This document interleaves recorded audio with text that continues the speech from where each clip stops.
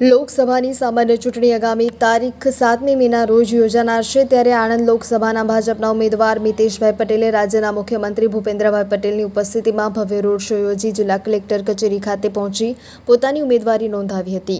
આણંદ લોકસભા બેઠકના ભાજપના ઉમેદવાર મિતેશભાઈ પટેલે આજે જિલ્લા કલેક્ટર કચેરી ખાતે પહોંચી ઉમેદવારીપત્ર રજૂ કર્યું હતું।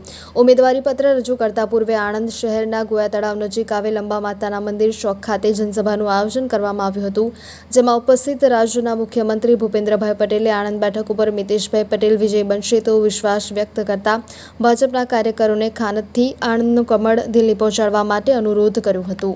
जनसभा बाद मुख्यमंत्री तथा भाजपा उम्मीदवार मितेशभाई पटेले अंबा माताना दर्शन करी संतो महंतोना आशीर्वाद लीधा बाद भव्य रोड शो योजी जिला कलेक्टर कचेरी खाते पहुंच्या हता, ज्यां मुख्यमंत्री भूपेन्द्रभाई पटेल, राज्यसभा सांसद नरहरि अमीन सहितना अग्रणीओनी उपस्थितिमां मितेशभाई पटेले नामांकन पत्र रजू कर्युं हतुं।